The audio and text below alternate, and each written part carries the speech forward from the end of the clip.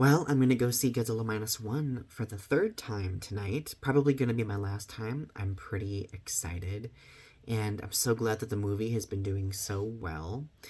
And additionally, I something really exciting happened yesterday. So I was on campus, I was at work, and I was getting coffee, and I overheard students in our on campus coffee shop excitedly talking about Godzilla Minus One and Godzilla X Kong, and it took every fiber of my being to not like walk past them and be like, yes, the Godzilla Minus One was amazing, super excited. Took every fiber of my being to not do that, because that probably would have been really awkward considering I don't know those people. But it's something very otherworldly for me to experience, because I think I spent so much time in my life growing up as a Godzilla fan just being bullied and laughed at for liking Godzilla, and seeing that there are people day to day who I don't know talking about it and enjoying it. It almost feels like a fever dream, and I'm just genuinely excited about that. And I have no doubt that Godzilla X Kong is going to go on and receive like the same level of pomp and circumstance as Godzilla Minus One has.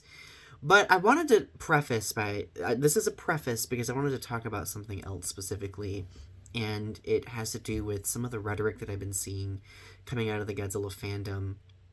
I've seen a lot of people just kind of shaming each other over, them loving the MonsterVerse, or maybe someone thinks that people are being ridiculous and they're overrating Godzilla Minus One. Like, I've just seen so much rhetoric, people pitting the MonsterVerse against the Toho films. And mind you, like, obviously perfectly reasonable to have criticisms and preferences, etc. That's fine. But when we resort to shaming people for loving what they love when it comes to the franchise, I think that's when we cross that very fine line of, being inclusive versus gatekeeping, let's just be honest. And I firmly believe that it's possible for both the MonsterVerse and Godzilla Minus One in the Tohoverse to be enjoyed simultaneously. At this point, the Godzilla franchise is so big, I think that there is something in it for everyone. Now, I do think that Godzilla Minus One is incredibly accessible for people who have never watched Godzilla before as a good first movie to watch. I think there are elements of the MonsterVerse that can do that as well, like the first Godzilla film, for example, in the MonsterVerse.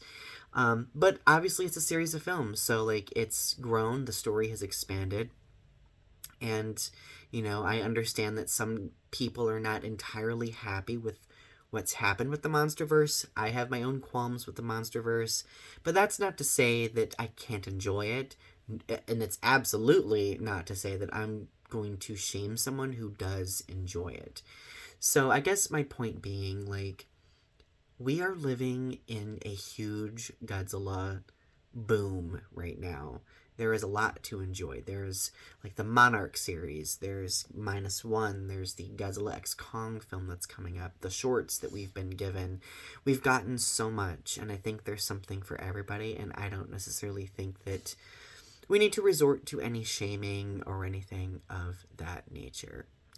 So anyway, I just wanted to share those thoughts. Share your thoughts in the comments below. Subscribe to my channel if you haven't yet.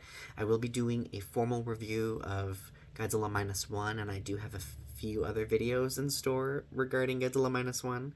So I hope that you are looking forward to all of those. And beyond that, I hope that you are having a great week, and maybe go check out Godzilla Minus One last time before it's out of theaters. So anyway, love you all. Have a good day, and talk to you soon. Bye.